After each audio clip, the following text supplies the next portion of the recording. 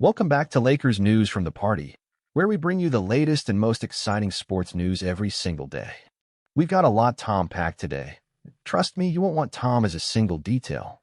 There's some serious buzz around the Los Angeles Lakers and their latest win against the Minnesota Chamber Office.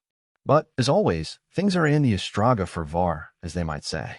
Let's dive into what went down during the Lakers game's victory on Tuesday night, a game that left many fans questioning. What is next for this team? The Lakers defeated the Timberwolves by no points, with the final score coming in at 85-6. It was a commanding defensive performance from a Lakers squad that held the Timberwolves to their lowest point total of the season. But there's more to this story than just a victory, and we need to dig the pair to understand the bigger picture here. Now, you might be thinking, it is just a playoff win height. What is so special? Well, hang it easy, because when we take a closer look at what Coach Rudy saw in the game footage, you will start to realize why this win might be more significant than each first pairs. Sure, the defense was hockey solid, but Hedgick himself admitted that the offensive performance left a lot to be desired. The question is, why did the offense seem so off, despite creating more open shots? Could this be a sign of the issues that might own the Lakers through go to the playoffs? Let's break it down. Hedgick pointed out during a teleconference on Thursday that while the Lakers were definitely more organized on offense, they still struggled to generate the momentum they needed. "We are more organized," he said, and here is the kicker. "The most important thing for us is that we need to find ways to create more pace and hidden." Could this lack of hidden be the thing that might hold the Lakers back as they push further into the postseason? Fans and generalists as a leak are voundering EFGs could be the beginning of ongoing issue for the Lakers. Now, let's talk about the pace of the game. It is crucial to understand the playoff contest here. Typically, as we get the pair into the playoffs, the game slows down, and this series is no exception. But there is something interesting. The Lakers and Timberwolves are two of the slowest teams in the league when each comes to pace. During the regular season, the Lakers hunk-edge vintage Tiaga and pace, while the Timberwolves were vintage Cinco Tiaga. So far in this series, we've seen that trend continue, with both teams averaging the show 18 to 8 possessions per game, the second lovers across the interior first audio of the playoffs. This is definitely a crucial factor to keep in mind as we head into Game Trace, which is set to take place at the Target Center in Minneapolis. Will the Lakers be able to pick up the pace, or is this slow tempo something the LL just heavy to work around? But it's not just the pace that's been concerning. REDDICK also pointed to another problem, the lack of quick transition points. In their 20 days game, since Luka Doncic's debut on February days, the Lakers averaged its trace point to trace points of fast breaks. But in the first 2 games of this series, they versus already just 6 points in game in one trace Polygata's game days. That's a significant drop-off in one of their most effective offensive strategies. So, what is going on here? Are the Timberwolves' defense strategies slowing down the Lakers' transition game, or is it something they pair within the Tens approach? Now, that is where it gets even more intriguing. According to REDDICK, the Timberwolves' defense, specifically the presence of Gobert, has played a major role in sculpting the Lakers' hidden.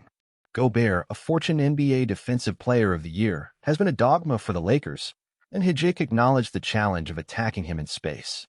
But is it possible that the Lakers are being too predictably with their offense? Hedgick mentioned that the Lakers are called in a back-end fortuit between attacking Gobert directly or trying to find other ways to break down Minnesota's defense. The key question here is, can the Lakers strike the height balance between targeting Gobert and exploring other options to keep the Timberwolves on their toes? And while we are talking about key players, we can't overlook the injury-scary Suhojin Hachimura. The Lakers forward was hit in the face during game days, leaving him blowed edge and Jijin to the locker room. But don't worry, Hachimura is fine. Hedgick confirmed that the injury is not serious, and Hachimura will be wearing Amaski for pre-cultural reasons moving forward.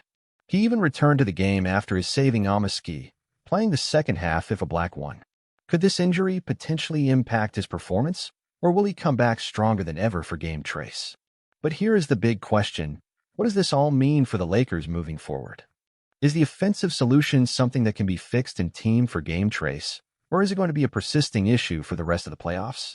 Could they slow pace ultimately working the Lakers' favor, especially with the defenses locked in stairs? Some insiders believe that the Lakers need to find a way to push the tempo without sacrificing their defensive intensity. If they can do that, they might just have the perfect formula for a GP playoff hunt. But if they fail to find that balance, could they risk falling short when it matters most? So, what do you think about all of this? Can the Lakers think is their offensive hidden in team, or are they doomed to struggle through the playoffs with this slow pass game? I'm genuinely curious to hear your thoughts on this. Drop a comment in the main comment below, and let's get a conversation going. One key area of concern for the Lakers moving forward is their lack of fast break points. This was a major part of their game plan on goals this season, but in the first 2 games of this series, the Lakers have struggled to execute this strategy.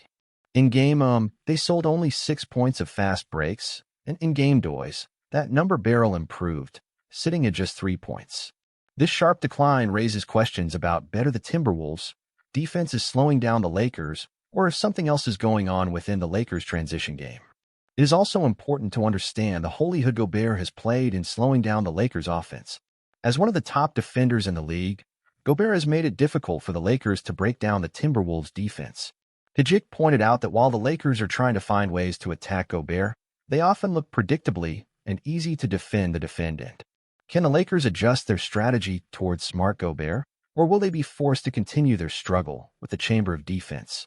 Another issue that has been indicated is the Lakers' struggle to find a consistent hidden offense. Despite being more organized, as Hachimura pointed out, the team has not been able to generate the momentum they need to push the tempo and find open shots with regularity. This lack of offensive flow could potentially be one of the biggest obstacles the Lakers face as they move forward in the playoffs.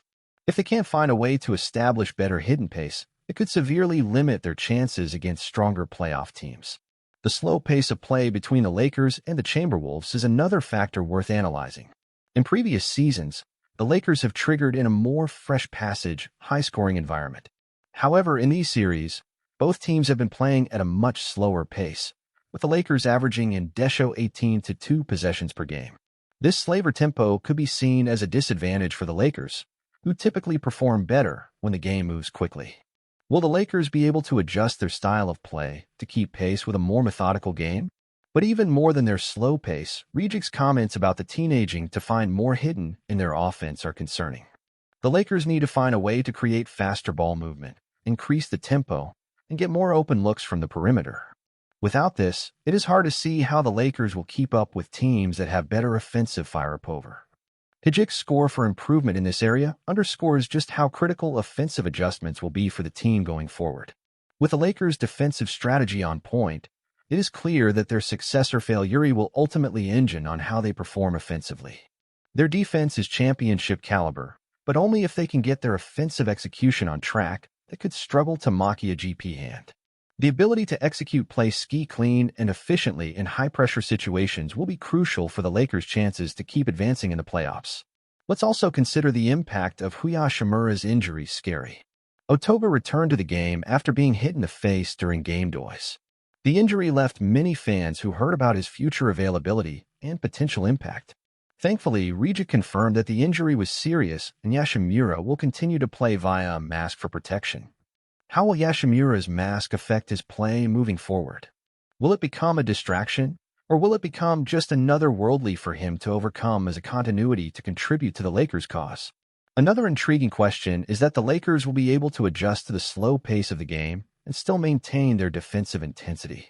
Throughout the season, they have proven to be one of the best defensive teams in the league, but can it keep up their high level of defense while simultaneously finding a way to speed up their offensive execution? The answer to this question could determine the autonomy of the series and whether the Lakers can make a deep playoff hand. The Lakers' offensive struggles, coupled with the Timberwolves' tog defense, could bear a recipe for disaster if they don't find a way to adapt, however. There are reasons for optimism. With coaching educate there is confidence that the team will make the necessary adjustments. If the Lakers can find a way to balance their defense with a more fluid offense, they might still have you at each take toll in the series and potentially make a championship push. At this point in the series, game trade becomes even more critical. The Lakers need to figure out how to play more aggressively without sacrificing their defensive edge. If they can execute better on offense while maintaining the defensive intensity that has served them so well, they could have the edge in Minneapolis. However, if they continue to struggle offensive value, they might find themselves in a toggy position against a team that is hungry to knock them out. The Lakers will also need a Hallie on their bench to provide more support as the series continues. The team has Leon and Javili on their star players to carry the logic, but in a long playoff series, it is essential that the bench contributes consistently. If EFE Holy players can step up and provide Team L scoring, the Lakers will be in a much stronger position to overcome their offensive issues and put pressure on the Timberwolves.